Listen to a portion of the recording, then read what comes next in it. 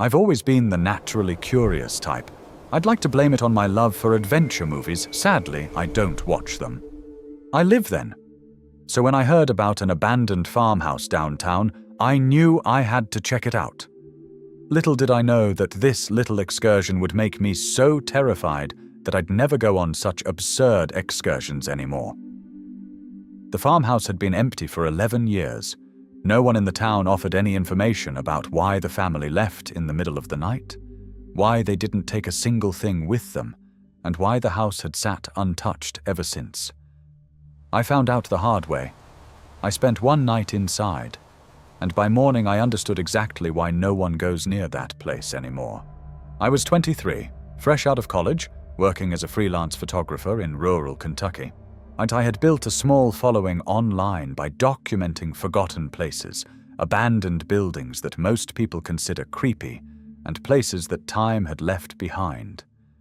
I had no group of adventure lovers or Santa's lil helpers. I often worked alone, driving down highways with my camera and a bottle full of coffee, looking for something worth capturing. The farmhouse sat at the end of a long dirt road, about 20 minutes outside the nearest town. I'd heard about it from a local at a gas station who mentioned it almost by accident, then quickly changed the subject when he realized what he'd said. That was enough to make me curious. I drove out there on a Saturday afternoon in late September.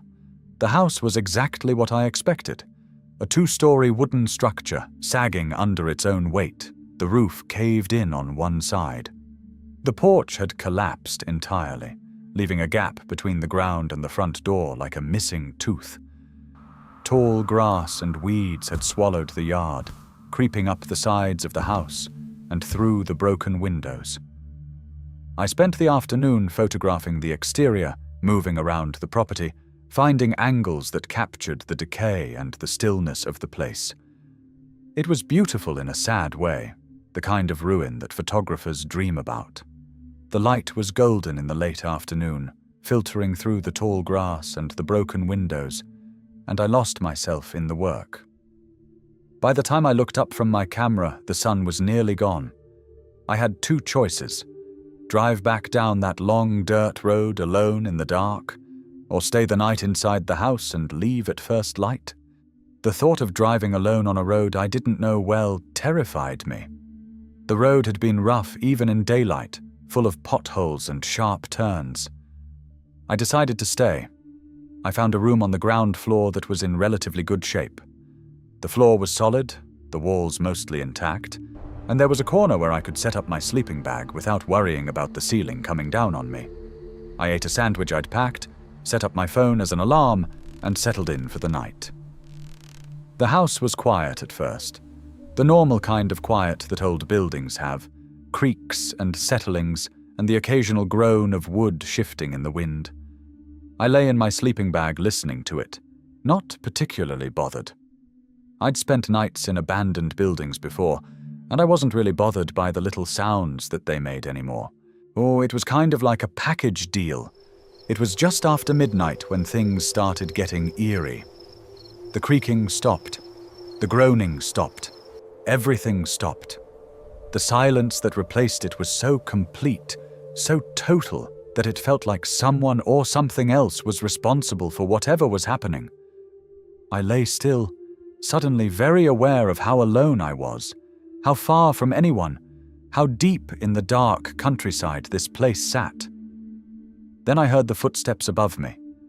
Slow, deliberate footsteps on the second floor, directly overhead, moving from one end of the hallway to the other, back and forth, in a steady, unhurried rhythm, as if someone was pacing. I sat up in my sleeping bag and listened. The footsteps continued.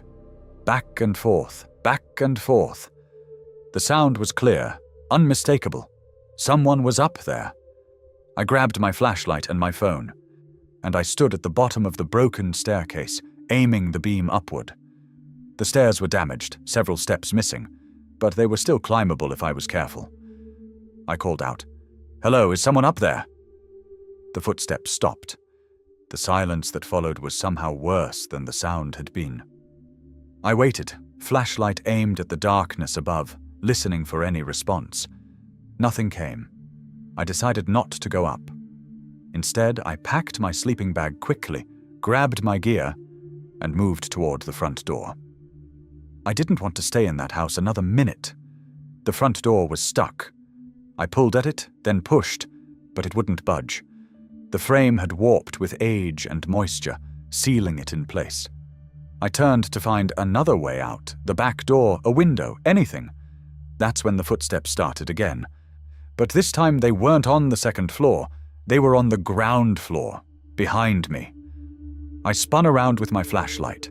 The hallway behind me stretched into darkness, leading deeper into the house toward the kitchen and the back rooms. The beam caught nothing but peeling wallpaper and a cracked mirror hanging crooked on the wall. But the footsteps were there, close, coming toward me. I didn't wait to see what was making them. I turned back to the front door and threw my full weight against it. It gave on the second try, the frame splintering, and I stumbled out onto the broken porch and dropped to the ground. I ran to my car without looking back, got in, locked the doors, and drove away. I sat in my car at the end of the dirt road for 10 minutes, hands shaking on the steering wheel, before I could calm down enough to drive. When I finally pulled out onto the main road and looked back, the farmhouse was just a dark shape in the distance, barely visible against the night sky. But there was a light on inside, on the second floor, a faint, flickering glow in one of the windows that I was absolutely certain had not been there when I arrived. I never went back. I deleted all the photos I took that day. I didn't want to look at them, didn't want to see that house again, not even in a picture.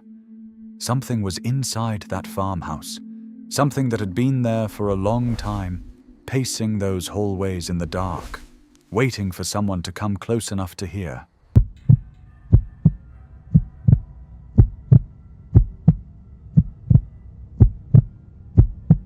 Being an explorer comes with so many perks, like stumbling into old records, archives, scrolls, and other objects that you're usually not supposed to see.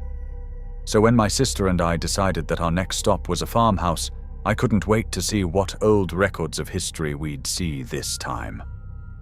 But after this experience, I'll never look at a journal the same way.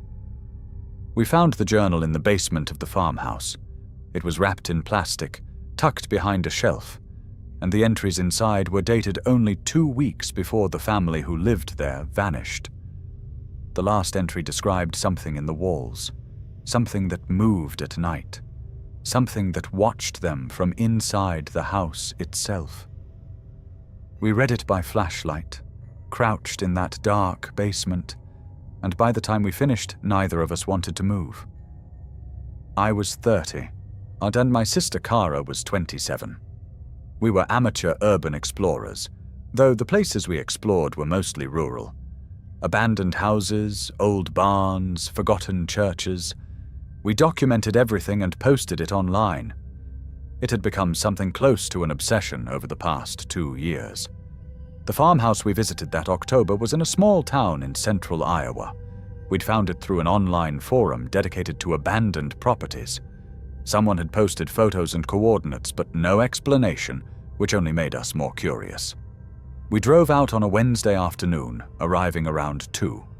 The farmhouse was set back from a county road, half hidden by overgrown trees and a collapsing barn that leaned against it like a tired person against a wall. The house itself was in rough shape, but still standing. 2 stories, white paint long faded to grey, the windows dark and mostly intact. We spent the first hour photographing the exterior. The barn was fascinating, its roof half gone, hay bales rotting inside. Everything about the place felt still and forgotten. Around 3 we went inside. The front door was unlocked. It swung open easily, releasing stale air that carried the smell of dust and something faintly sweet and slightly wrong. The ground floor was mostly empty. A kitchen table with 1 chair, a dresser pushed against a wall. The wallpaper was peeling in long strips, curling away from the plaster. Cara and I moved through quickly, snapping photos. Everything felt normal. Just an abandoned house, sad and forgotten. Then Kara found the basement door. It was in the kitchen, behind the dresser. Not pushed to hide it exactly, but positioned in a way that made the door harder to notice. Kara spotted the edge of it when her phone light caught the handle. We moved the dresser and opened the door. Stone steps led down into darkness. The air that rose from below was cold, noticeably colder than the rest of the house, and carried that same sweet smell, stronger now. We went down carefully. The basement was larger than I expected.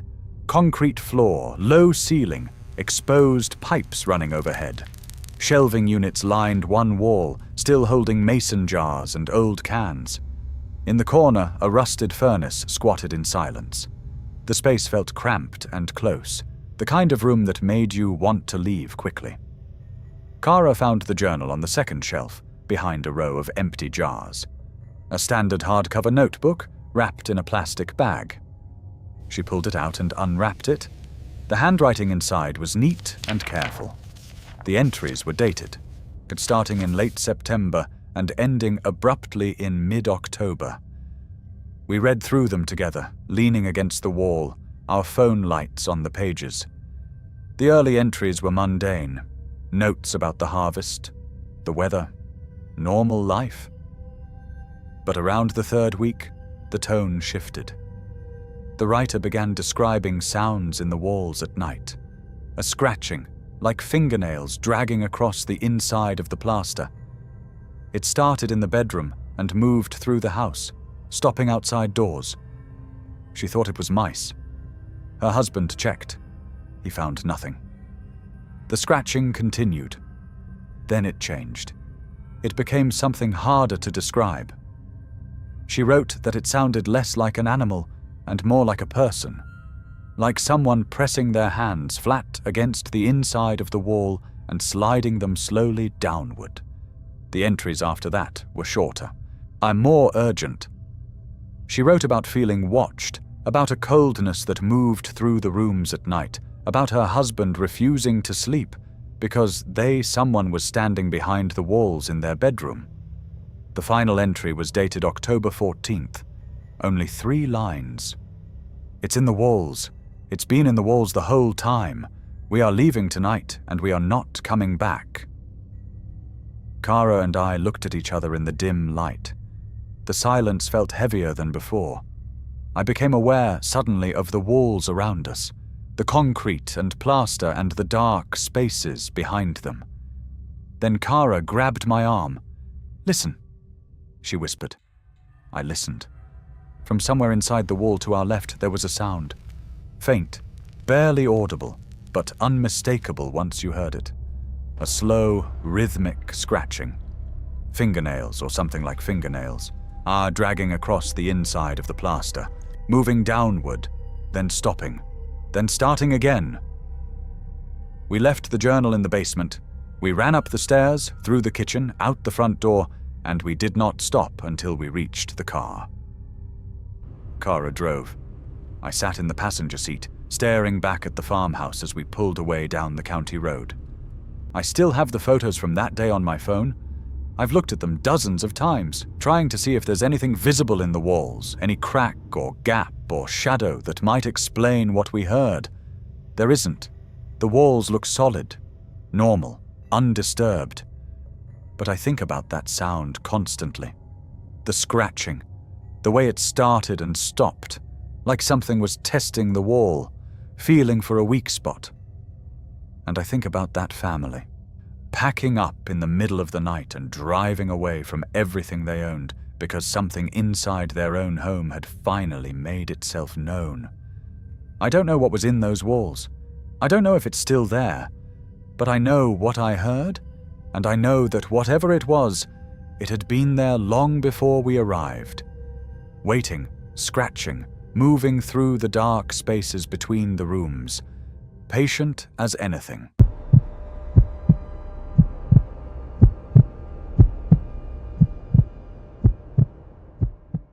I've always seen hikes as a healing experience, so much so that I'd often drag friends along or spend weeks preparing for a hike. And while part of the beauty of hiking is exploring uncharted courses, this particular hiking trip taught me that some places are better not explored. We were 3 days into a weekend hike when we stumbled onto the farmhouse. It wasn't on any map, wasn't mentioned in any of the trail guides we'd brought. It was just there, sitting in a clearing in the woods like it had grown out of the ground. The door was open. The inside was dark. And when we stepped in to get out of the rain, we found that someone had been living there very recently. Someone who did not want us to know. I was 22, hiking with 2 friends, Jake and Milo, through a national forest in northern Oregon. We'd planned a 4-day loop, on camping each night. It was late August. The weather had been perfect until the second afternoon, when a storm rolled in and turned the trails to mud. By the evening of the 3rd day, we were soaked, cold, and behind schedule. The rain wasn't letting up, and our campsite was still 2 miles away. We were moving along a trail through thick forest when Jake stopped and pointed off to the left. Through the trees, maybe 100 yards away, we could see a structure. A farmhouse, old and weathered, sitting in a small clearing. We were deep in national forest. There shouldn't have been any buildings out here. We pushed through the underbrush toward it. Up close, the house was in rough shape. 2 stories, the roof sagging but holding, the porch rotting but still attached. The windows were dark. The front door hung slightly open, swaying in the wind. The rain was coming down harder. We looked at each other and went inside without a word. The ground floor was a single large room, the way old farmhouses sometimes are, with a kitchen area along one wall and a living space in the center. There was a fireplace against the far wall, and beside it a stack of dry firewood. Not old firewood. This wood was dry and clean, like it had been brought in recently. Jake noticed it first. He picked up a piece and turned it in his hands. "Someone's been here?" he said quietly. We looked around more carefully. A camping stove on the counter with a propane canister beside it. Cans of food on a shelf, labels facing outward, neatly arranged. A sleeping bag rolled up in the corner, not dusty, not faded. Used within the last few days. There were traces that someone had cooked there some minutes back. We could practically taste the cooked food in the air. This wasn't just another abandoned building, it was someone's home. Jake wasn't comfortable with staying there any longer, so he suggested that we leave. As soon as I started walking towards the exit, Milo pointed out it was almost dark, and to make it worse, our clothes were dripping wet thanks to the rain. Whoever had been here might not come back tonight. We could dry out by the fire and leave before dawn. Against Jake's protests, we waited. Looking back on it now, I wish we had listened to him, or never entered the farmhouse at all. Jake built a fire in the fireplace using the wood that was already there. It caught quickly, filling the room with warmth and light. We hung our wet jackets near the heat and sat on the floor, watching the flames, grateful to be out of the rain. It was around 9 when I first felt uneasy. I had been looking around the room in the firelight. The camping gear, the food, the sleeping bag. Everything was simple, functional, deliberately minimal. Whoever lived here didn't need much. Then I noticed the marks on the wall beside the fireplace. Scratched into the wood paneling, small and neat, arranged in rows. Tally marks, dozens of them, grouped in sets of 5. I moved closer and counted them, group by group. Over 200. Someone had been counting days in this house. For months. It was almost as though this place was some sort of prison or the secret lair of some creepy dude. I showed Jake and Milo. Jake's face went red. "We need to leave. I'd right now." Milo was already packing up. I was about to agree when we heard the sound. It came from upstairs. A single, heavy footstep. Then silence. We all froze. The fireplace seemed to burn brighter. The rain hammered the windows. The crackling of the wood in the fireplace jolted us to reality. We jumped up at once. Suddenly we heard another footstep. And another. Slow, deliberate, moving across the floor above us. Someone was up there, someone who had been there the whole time we sat by the fire, completely unaware. Jake grabbed his pack and moved toward the door without a word. Milo followed. I was right behind them, but as I turned toward the entrance, I looked back at the fireplace one more time. The sleeping bag in the corner had been unrolled. It had been rolled up tightly when we arrived. I was certain of it, and now it was spread out, open, like someone had just gotten out of it. We left the house and ran. The rain was still falling hard, the woods dark and close around us, but none of us slowed down until we reached the main trail half a mile away. We hiked through the storm for another hour before we found a spot dry enough to stop and catch our breath. We reported the farmhouse to the park rangers the next morning when we reached the trailhead. They took the location seriously. A team went out 2 days later to check on it. When they got there, the clearing was empty. No house, no clearing, just dense forest, unbroken, as if nothing had ever been there at all. The rangers told us there was no record of any structure in that area. No permit, no historical record, no satellite image showing a building. They suggested we might have been disoriented by the storm, that we might have seen something else and mistaken it for a house. But Jake had coordinates saved on his phone from when we found it. He pulled them up on the map later that evening. The pin sat in the middle of nothing. Just trees. I don't know what that farmhouse was.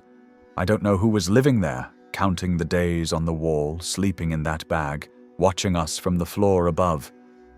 I don't know how a building can exist and then simply not exist anymore. But I know what we saw. I know what we heard. And sometimes, when I'm hiking alone in the woods and the rain starts to fall, I look through the trees for clearings, for old houses that shouldn't be there, because I know now that some places only show themselves when they want to, and some of them are waiting for you to step inside. These farmhouses hold secrets you don't want to know. Like and subscribe if you're brave enough for the next story.